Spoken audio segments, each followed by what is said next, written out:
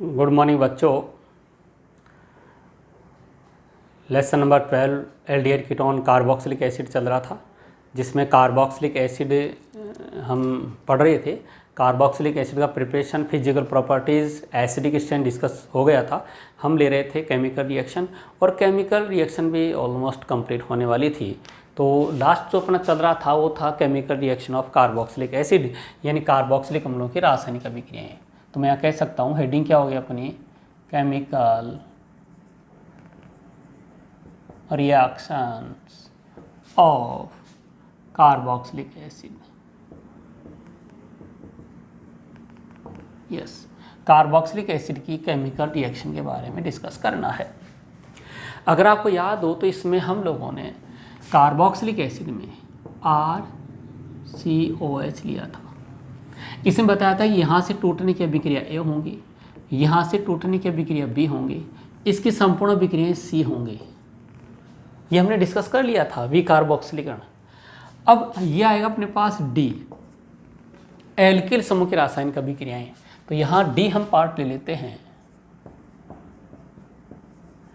Alkyl समूह की रासायनिक, एल्किल समूह की रासायनिक अभिक्रियाएं।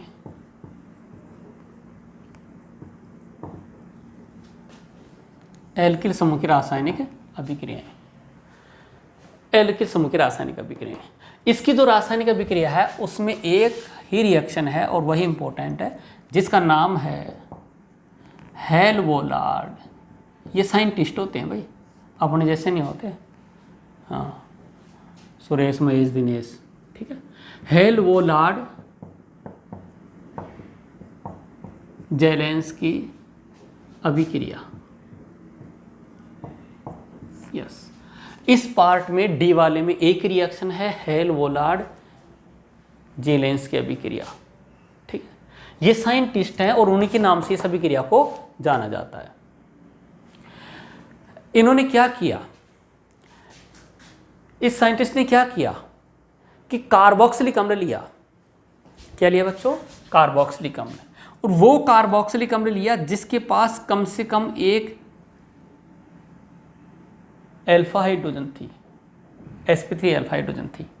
देखिए मेरे पास RCHCOOH। मैं डायरेक्ट ही एग्जाम्पल ले लेता हूँ एक अच्छा सा, जिससे आप समझ पाओगे। ये वाला, ये COOH है, इसके पास ये अल्फा कार्बन है और ये क्या है, बीटा है। हेलवोलार्ड जेलेंस्की की अभिक्रिया में क्या होता है कि यहाँ लाल फास्फोरस की सूक्ष्म मात्रा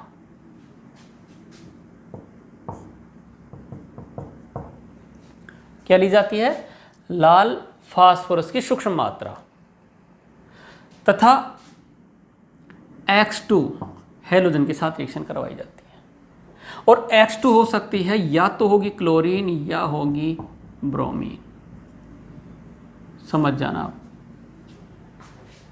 जब अल्फा हाइड्रोजन युक्त कार्बोक्सिलिक एसिड की अभिक्रिया, जब अल्फा हाइड्रोजन युक्त कार्बोक्सिलिक एसिड की अभिक्रिया लाल फास्फोरस की अल्प मात्रा या सूक्ष्म मात्रा की उपस्थिति में क्लोरीन या ब्रोमीन के साथ होती है, तो देखो यहाँ से अल्फा हाइड्रोजन हटती है और कौन आ जाती है, हेलोजन।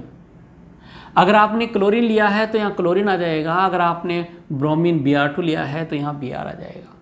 मैं X लिख देता हूँ तो आपके पास क्या बन जाएगा, CH3 CH, और यहाँ X आ गया और ये COOH। इसको कहते हैं alpha hello carboxylic acid. Alpha hello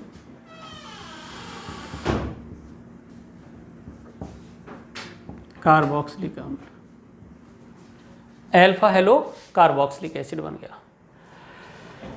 अब आगे फिर क्या करते हैं, फिर हेलोजन लेते हैं, लाल फास्फोरस की उपस्थिति में फिर हेलोजन लेते हैं। और हेलोजन क्या हो सकती है, हेलोजन हो सकती है या तो क्लोरीन या ब्रोमीन, इसके अलावा और कुछ नहीं होगी। जब आगे फिर से रिएक्शन होगी तो यहाँ से क्या चला जाएगा, H, और H जाकर कौन आ जाएगा यहाँ, X। तो ये बन जाएगा CH3XX और ये आ गया COOH, यानी अल्फा अल्फा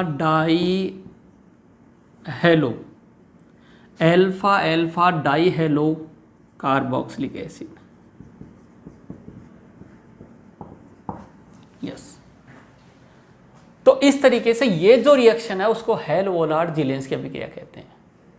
ये तभी होती है जब अल्फा हाइड्रोजन होती है, तो वे कार्बोक्सिलिक अम्ल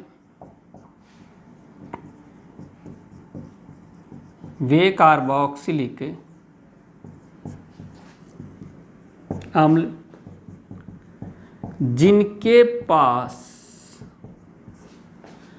अल्फा हाइड्रोजन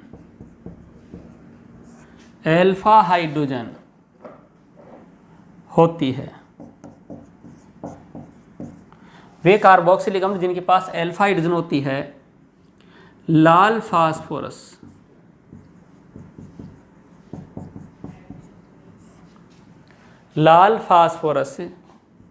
की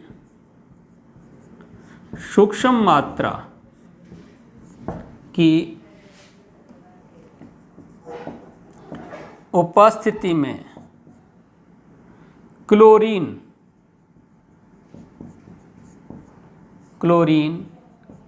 या ब्रोमीन की उपस्थिति में क्लोरीन या ब्रोमीन के साथ अभिक्रिया करके अल्फा हेलो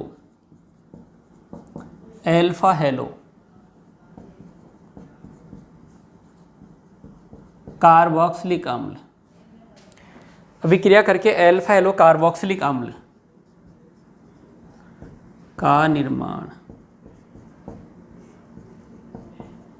करते हैं। अल्फा हेलो कार्बोक्सिलिक अम्ल का निर्माण करते हैं, इसे हेल-वोलार्ड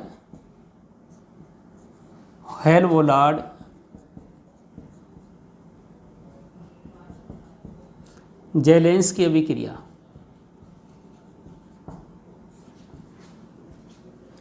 कहते हैं।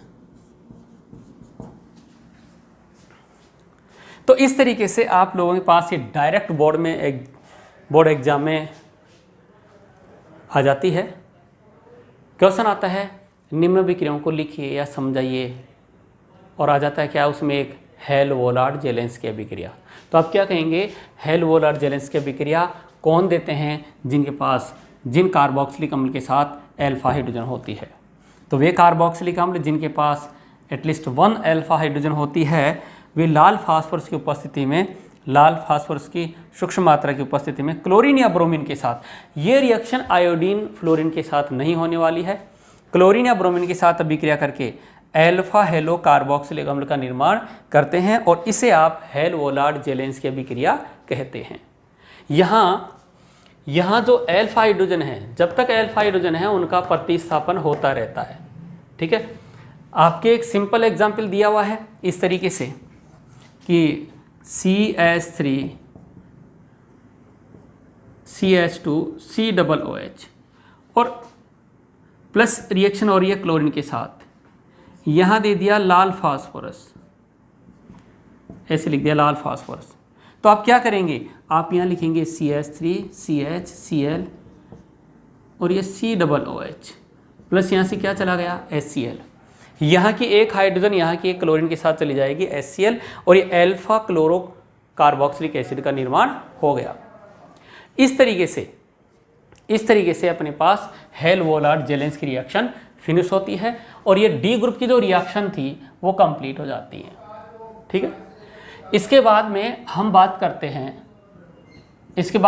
करते हैं बेंजीन वलय के कारण होने वाली अभिक्रियाएं। ठीक है, कौन सी रिएक्शन के कारण, बेंजीन वलय के कारण होने वाली रिएक्शन। ठीक है, तो वो रिएक्शन कौन सी होंगी उसको अपन लेंगे ई पार्ट में। कौन से पार्ट में लेंगे, ई पार्ट में। ठीक है बच्चों, तो हेल-वोलार्ड जेलेंस्की रिएक्शन के बाद में हम ई पार्ट शुरू करते हैं बेंजीन वलय के कारण होने वाली अभिक्रियाएं कार्बोक्सिलिक एसिड में।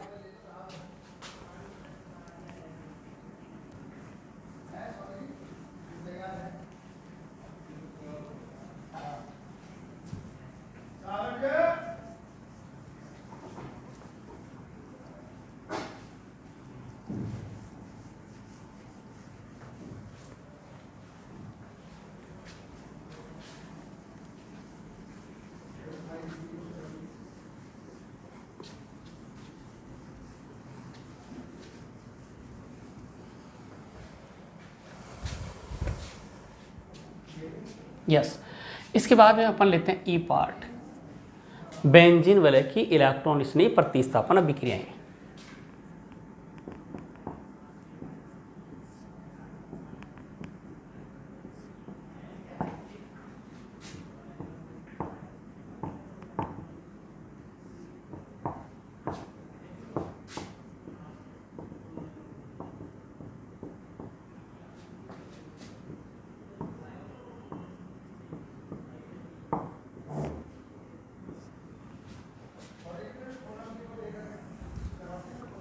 ठीक है, देखो जो बेंजीन वलय की अभिक्रियाएं तो वो भी किस में, कार्बोक्सिलिक एसिड में। देखो आप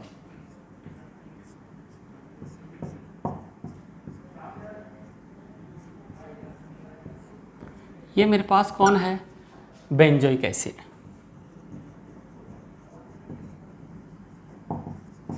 देखो जो होता क्या है, जो बेंजीन वलय है उस बेंजीन वलय की जो अभिलाक्षणिक अभिक्रियाएं होती है वो इलेक्ट्रॉन स्नेही प्रतिस्थापन अभिक्रियाएं होती हैं।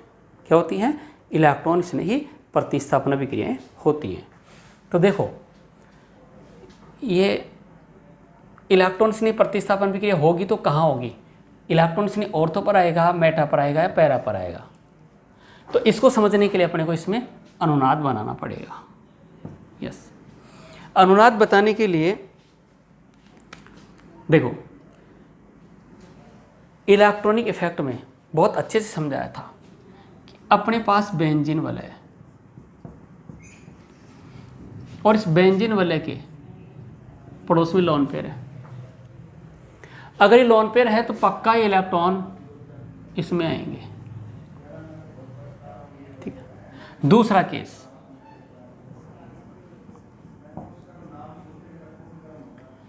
ये मेरे पास यहां X डबल बॉन्ड Y है। अगर X डबल बॉन्ड Y है तो इस इलेक्ट्रॉन Y की तरफ जाएंगे। ठीक है, और ये इलेक्ट्रॉन बाहर की तरफ आएंगे। नहीं आया समझ में? ये इलेक्ट्रॉन देखो डबल बॉन्ड है तो इलेक्ट्रॉन बाहर की तरफ आएगा ही आएगा।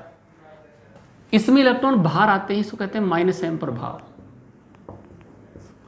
और इसमें इलेक्ट्रॉन बेंजीन वलय में जाते हैं इसलिए इसको कहते हैं प्लस एम प्रभाव।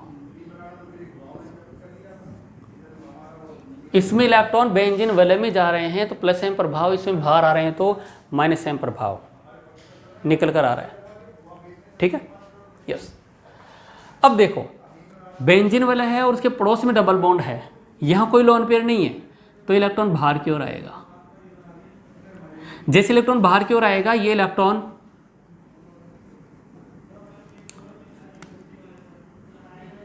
तो ये इलेक्ट्रॉन बाहर की ओर आएगा, आ गया। तो यहां इलेक्ट्रॉन की कमी होगी तो क्या बनेगा, पॉजिटिव। यहां इलेक्ट्रॉन ज्यादा हो गया तो नेगेटिव।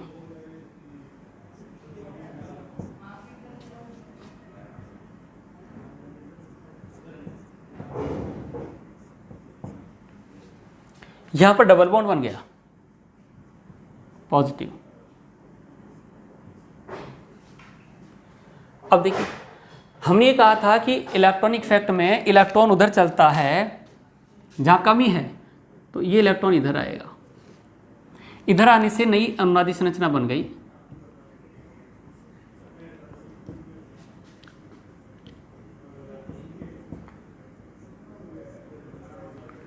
सॉरी OH, और यहां डबल बॉन्ड आ गया, यहां डबल बॉन्ड आ गया और यहां बन गया पॉजिटिव। इसके बाद में ये इलेक्ट्रॉन इधर शिफ्ट होगा। इधर शिफ्ट होने से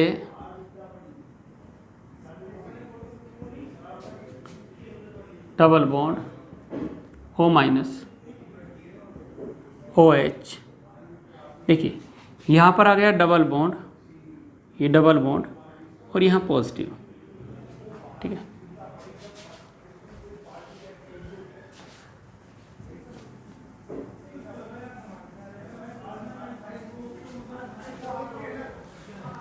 अब आप इलेक्ट्रॉनों को फिर आगे चलाएंगे तो देखो ये इलेक्ट्रॉन पॉजिटिव की तरफ चलेगा, ये यहाँ आएगा और ये यहाँ आएगा, ठीक। ऐसा होने से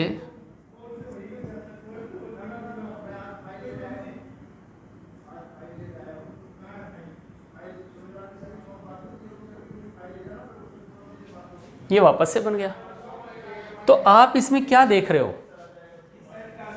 इसमें आप ये देख रहे हो कि भाई ऑर्थो पोजीशन पर पॉजिटिव है, ऑर्थो पर पॉजिटिव है और पैरा पर भी पॉजिटिव है, ठीक है।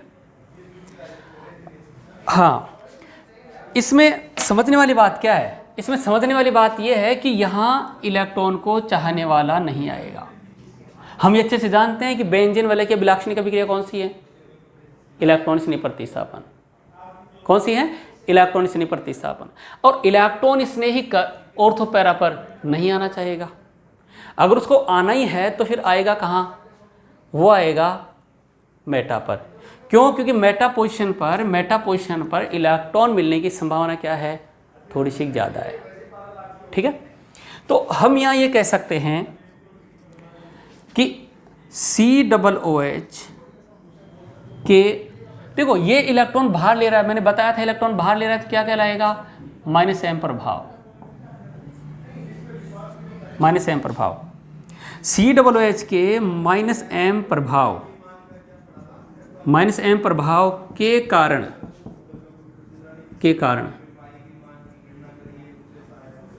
बेंजीन वलय की ऑर्थो तथा पैरा स्थिति पर COOH के -m प्रभाव के कारण बेंजीन वलय की ऑर्थो तथा पैरा स्थिति पर इलेक्ट्रॉन घनत्व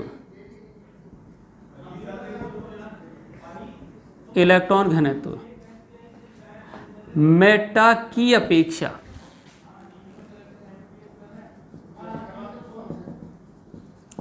कम हो जाता है। अब मेटा की अपेक्षा इलेक्ट्रॉन कम हो गया तो इलेक्ट्रॉन से कहाँ जाएगा, वो जाएगा मेटा पर ही जाएगा। क्यों, क्योंकि ऑर्थो पैरा पर तो क्या है, कम है। ऑर्थो तथा पैरा स्थिति पर इलेक्ट्रॉन घनत्व तो मेटा की अपेक्षा कम हो जाता है, ठीक है। अतः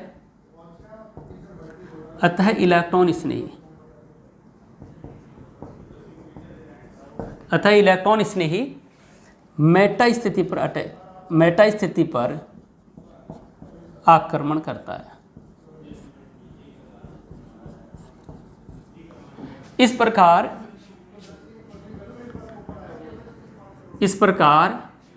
COOH समूह मेटा निर्देशी तथा देखो जो इलेक्ट्रॉन बाहर लेता है वो निष्क्रिय कार्य होता है, जो इलेक्ट्रॉन अंदर देता है वो सक्रिय कार्य होता है। तो इस प्रकार COOH समूह M पर निर्देशी प्रभाव रखता है। इस प्रकार COOH समूह M निर्देशी प्रभाव रखता है तथा इलेक्ट्रॉन बाहर ले रहा है तो कैसा हो गया, निष्क्रियकारी। इस प्रकार COOH समूह मेटा निर्देशी तथा निष्क्रियकारी समूह होता है।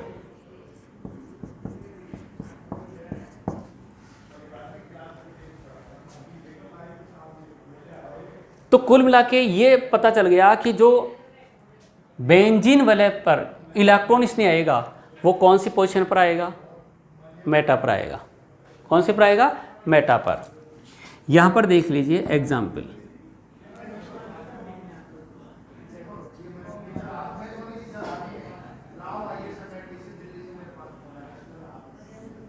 यहां आपको दे रखा है कॉन्सनट्रेट HNO3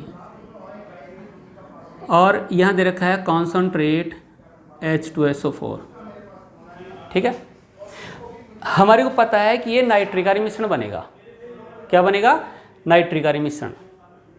और इस नाइट्रिक मिश्रण के कारण उत्पन्न कौन होगा? NO2+। और NO2+ कहाँ अटैक करेगा?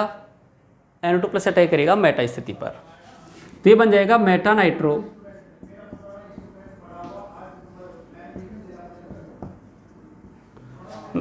Nitro benzoic acid.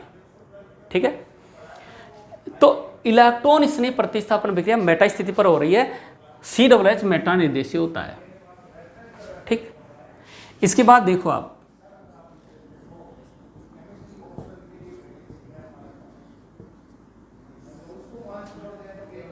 यहां आप ले लेते हैं Br2 और FeBr3। अगर यहां ले रहे हैं तो देखिए कौन बनेगा? Br+। Br+ क्या है? इलेक्ट्रॉन स्नेह। इलेक्ट्रॉन स्नेह कहां पर आएगा? मेटा पर।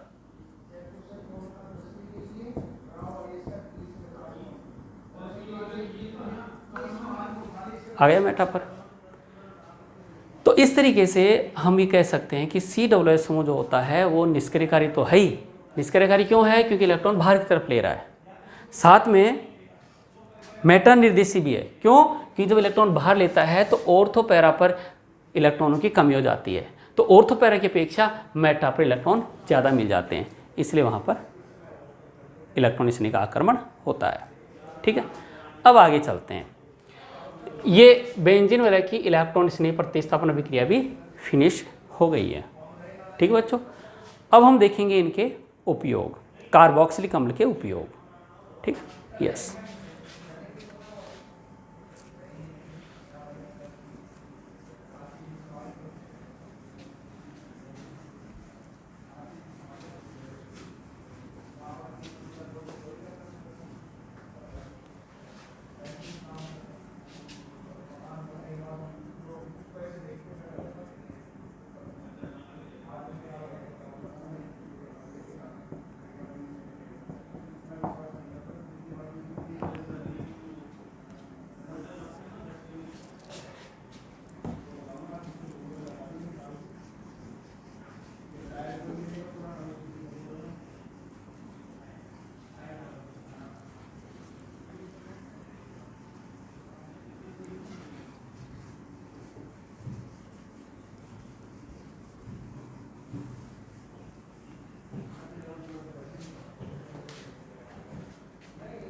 देखिए, कार्बोक्सिलिक एसिड के अगर उपयोग की बात करें तो जो फॉर्मिक एसिड है, जो एसिड वगैरह हैं, उनका उपयोग उद्योगों में विलायक के रूप में होता है। अब उद्योग विभिन्न उद्योग होते हैं, वस्त्र उद्योग है, रबर उद्योग है, ग्लास इंडस्ट्री है। तो जहाँ भी विलायक के रूप में अगर यूज़ करना होता है तो बहुत सारी ऐसी इंडस्ट्रीज़ हैं, ऐसे उद्योग हैं जिनमें फॉर्मिक एसिड का उपयोग होता है। ठीक है, ऐसे देखिए अपने पास एक आता है एडिपिक एसिड।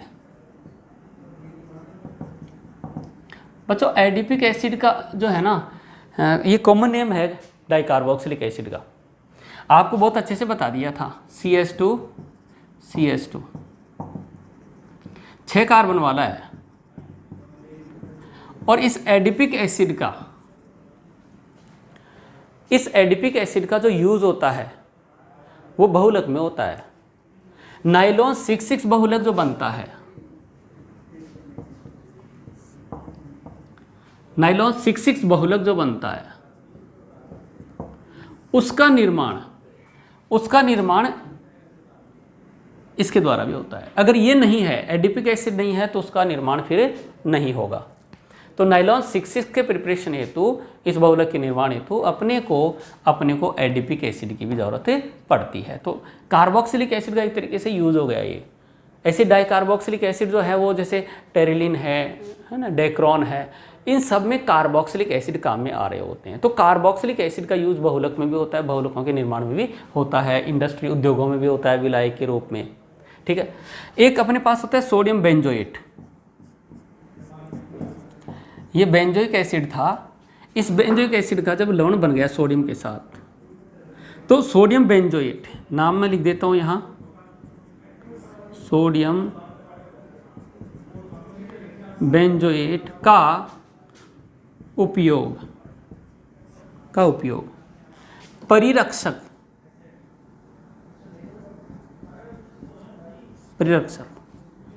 के रूप में होता है।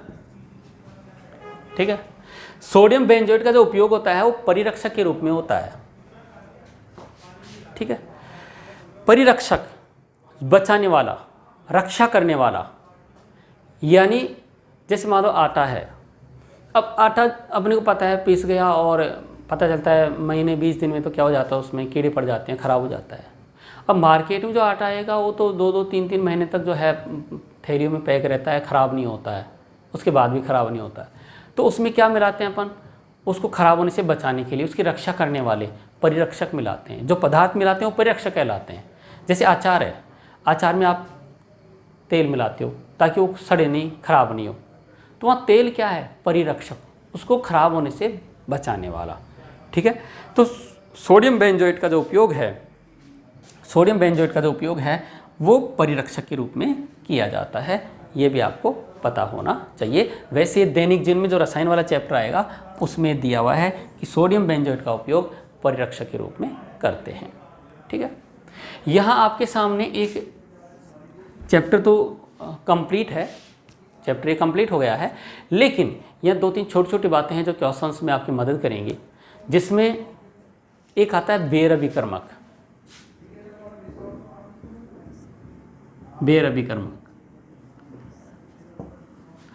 अभिकर्मक जो है एक विलियन है। बेयर रिएजेंट जो है वो क्या है, एक विलियन है। और ये विलियन किसका होता है, केमोनोफोर का। ठीक है, 1% 1% एल्कलाइन सॉल्यूशन एल्कलाइन में तो होता है क्षारीय विलियन। 1% alkaline solution of केमोनोफोर is called Baeyer reagent. 1% alkaline solution of केमोनोफोर is called Baeyer reagent. Baeyer अभिकर्मक कहलाता है। तो बेयर अभिकर्मक एक विलियन है जिसमें क्षारीय विलियन होता है और केमोनोफोर का होता है ये। ठीक है, तो आपके डायरेक्ट एग्जाम में कहीं आ जाता है या पूछ लेता है, तो ये ध्यान रखो, ये ऑक्सीकारक हाइड्रोक्सिलेशन वगैरह ये करवाता है। ठीक है, और अपन ये कह देते हैं कि ऑक्सीडाइजिंग एजेंट का काम करता है। लेकिन अभी तक तो आपके एग्जाम में यही पूछ लेगा कि बेयर अभिकर्मक क्या है, तो आप बता देना। ठीक है कि नहीं, केमोनोफोर के 1% क्षारीय विलियन को बेयर अभिकर्मक कहते हैं। 1% alkaline solution of केमोनोफोर is called Baeyer reagent. ठीक है बच्चों, ये था बेयर एजेंट। एक आता है जोन्स अभिकर्मक।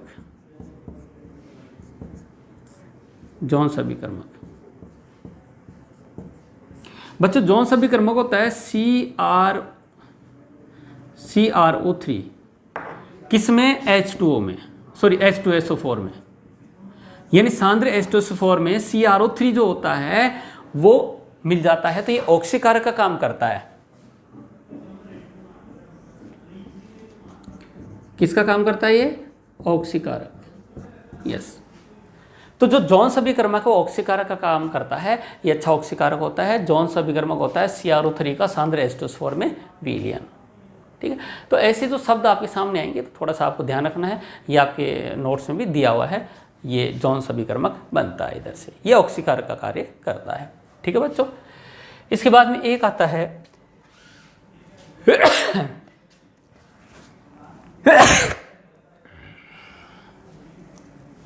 मैंने इसी चैप्टर में आपको बताया था एक शिफ क्षार। क्या बताया था, शिफ क्षार। बताता हूं फिर से एक बार, चाहो तो आप नोट्स में देखो कहाँ है शिफ क्षार।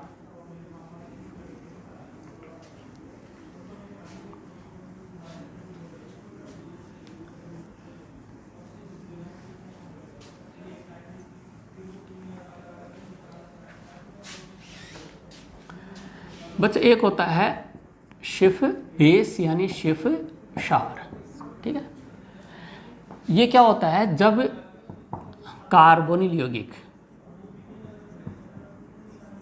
कार्बोनिल कंपाउंड ये एल्डिहाइड भी हो सकता है और ये कीटोन भी हो सकता है। जब इसकी रिएक्शन 1 डिग्री एमीन के साथ होती है,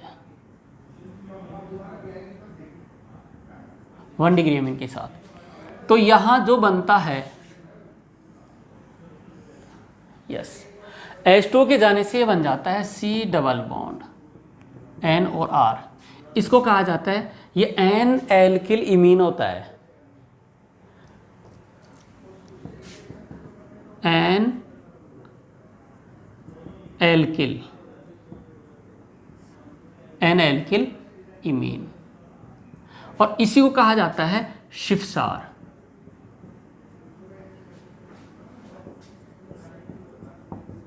यस, ये शिफसार होता है, ठीक है। लेकिन एक अपने पास आता है शिफ अभिकर्मक, वैज्ञानिक है ये शिफ अभिकर्मक। बच्चों शिफ अभिकर्मक होता है रोजा एनिलीन,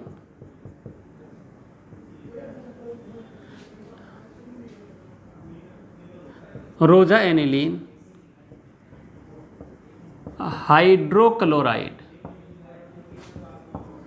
रोजा एनिलीन हाइड्रोक्लोराइड का SO2 प्रवाहित किया हुआ रंगहीन विलयन। बच्चों एक कंपाउंड होता है रोजा एनिलीन हाइड्रोक्लोराइड, उसमें जब SO2 प्रवाहित कर देते हैं तो उसका रंग उड़ जाता है, वह रंगहीन विलयन ही शिफ अभिकर्मक कहलाता है।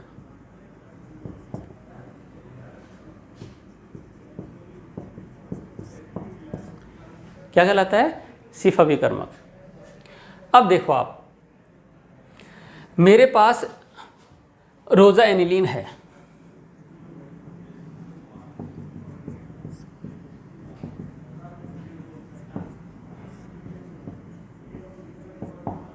हाइड्रोक्लोराइड, रोजा एनिलीन हाइड्रोक्लोराइड है और उसमें SO2 प्रवाहित कर दिया,